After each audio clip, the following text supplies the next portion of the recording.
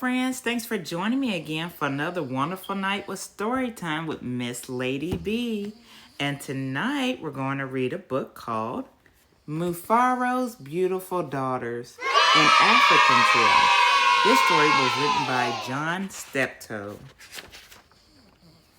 And the book is dedicated to the children of South Africa. So let's dive in, friends.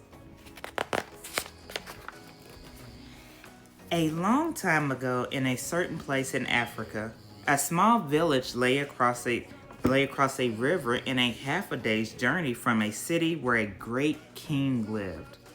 A man named Mufaro lived in this village with his two daughters who were called Manyara and Nyasha. Everyone agreed that Manyara and Nyasha were very beautiful.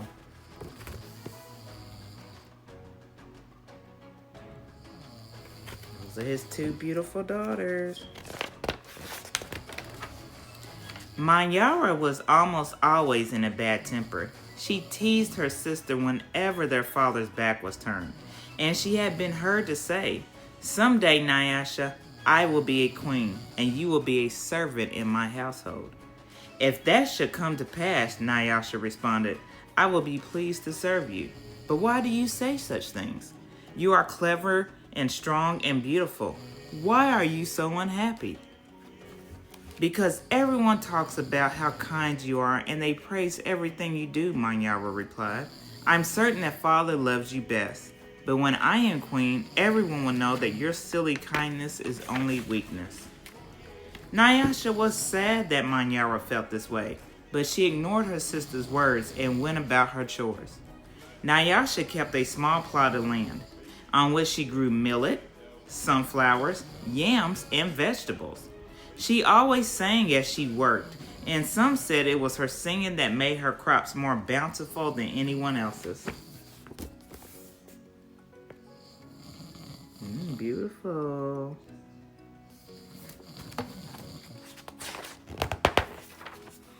One day, Nyasha noticed a small garden snake resting beneath a yam vine. "Good day, little Nyoka," she called to him. "You are welcome here. You will keep away any creatures who might spoil my vegetables." She bent forward, gave the little snake a loving pat on the head, and then returned to her work. From that day on, Nyoka was always at Nyasha's side when she tended her garden. It was said that she sang all the more sweetly when he was there. You see, friends? Next page. Mufaro knew nothing of how Manyara treated Nyasha. Nyasha was too considerate of her father's feelings to complain, and Manyara was always careful to behave herself when Mufaro was around. Early one morning, a messenger from the city arrived. The great king wanted a wife.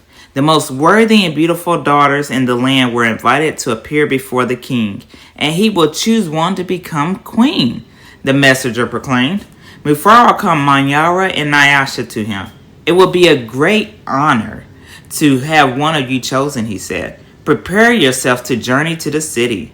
I will call together all our friends to make a wedding party. We will leave tomorrow as the sun rises." "But my father," Manyara said sweetly, "it will be painful for either of us to leave you, even to be wife to the king." "I know Nyasha would grieve to death if she were parted from you. I am strong. Send me to the city and let poor Nyasha be happy here with you." Mufaro beamed with pride.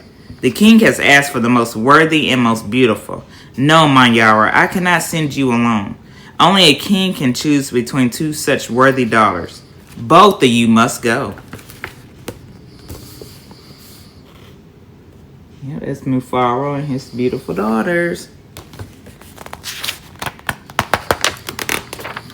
That night, when everyone was asleep, Manyara stole quietly out of the village. She had never been in the forest at night before, and she was frightened. But her greed to be the first to appear before the king drove her on. In a hurry, she almost stumbled over a small boy who suddenly appeared standing in the path. "Please," said the boy, "I am hungry. Will you give me something to eat?" "I have brought only enough for myself," Manyara replied. "But please," said the boy, "I am so very hungry." Out of my way, boy. Tomorrow I will become your queen. How dare you stand in my path?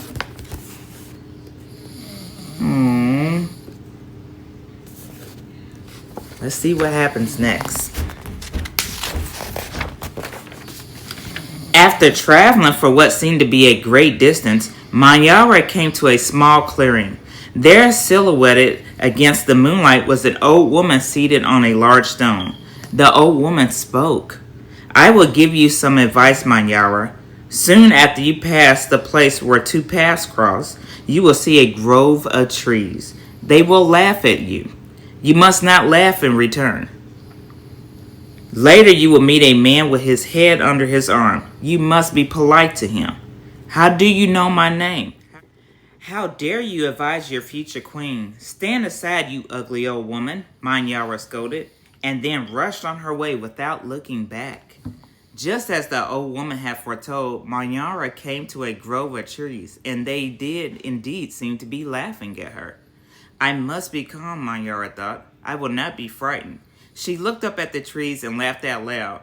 I laugh at you, trees, she shouted, and she hurried on. It was not yet dawn when Manyara heard the sound of rushing water.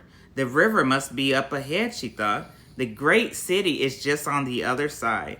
But there, on the rise, she saw a man with his head tucked under his arm. Manyara ran past him without speaking. A queen acknowledges only those who please her, she said to herself. I will be queen. I will be queen, she chanted, as she hurried on toward the city.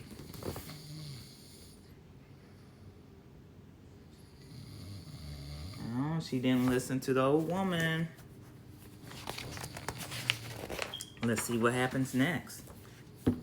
Nyasha woke up at the first light of dawn. As she put on her finest garments, she thought how her life might be changed forever beyond this day. I'd much prefer to live here, she admitted to herself. I hate to leave this village and never see my father or sing to little Nyoka again. Her thoughts were interrupted by loud shouts and a commotion from the wedding party assembled outside. Manyara was missing. Everyone bustled about, searching and calling for her. When they found her footprints on the path that led to the city, they decided to go on as planned. As the wedding party moved through the forest, brightly plumed birds darted out in the cool green shadows beneath the trees. Though anxious about her sister, Nyasha was soon filled with excitement about all there was to see. They were deep in the forest when she saw the small boy standing by the side of the path. You must be hungry, she said, and handed him a yam she had brought for her lunch. The boy smiled and disappeared as quietly as he had come. Later, as they were approaching the place where the two paths crossed, the old woman appeared and silently pointed the way to the city.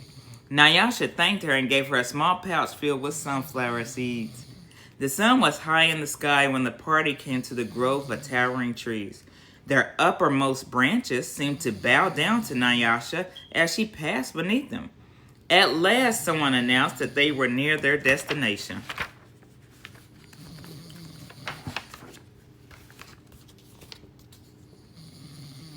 Yep, they're marching through, searching for her sister.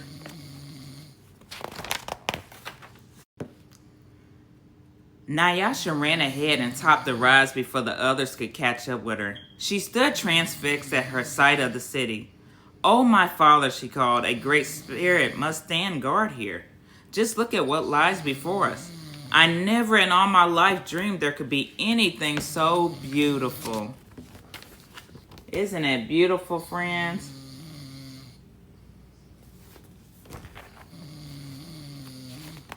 Let's turn to the next page.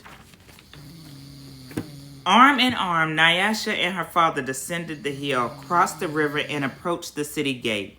Just as they entered through the great doors, the air was rent by piercing cries, and Manyara ran wildly out of a chamber at the center of the enclosure. When she saw Nyasha, she fell upon her sobbing. Do not go to the king, my sister. Oh, please, father, do not let her go, she cried hysterically. There's a great monster there, a snake with 5 heads.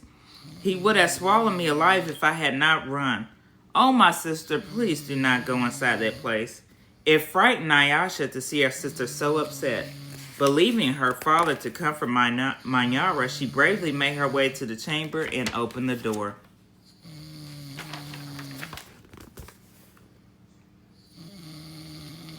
That's Manyara and her sister. On the seat of the great chief stool lay the little garden snake. Nyasha laughed with relief and joy. "My little friend," she exclaimed, "it's such a pleasure to see you, but why are you here?" "I am the king," Nyoka replied. And there before Nyasha's eyes, the garden snake changed shape. The garden snake was the king. Oh. "I am the king. I am also the hungry boy with whom you shared a yam in the forest, and the old woman to whom you made a gift of sunflower seeds. But you know me best as Nyoka, because I have been all of these. I know you to be the most worthy and most beautiful daughter in the land. It will make me very happy if you would be my wife." So the snake was the king. And so it was that, a long time ago, Nyasha agreed to be married. The king's mother and sister took Nyasha to their house and the wedding preparations began. The best weavers in the land laid out their finest cloth for her wedding garments. Villagers from all around were invited to the celebration and a great feast was held. Nyasha prepared the bread for the wedding feast from millet that had been brought from her village. Mufaro proclaimed to all who would hear him that he was the happiest father in the land, for he was blessed with two beautiful and worthy daughters, Nyasha the queen and Manyara a servant in the queen's household.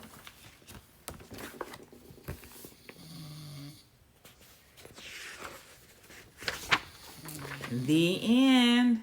Well, I hope you all enjoyed the book, and thanks for joining me again for a wonderful night of bedtime stories. I'm tired and it's time for bed. Well, good night, friends. Until next time. Thanks for listening. Like and subscribe.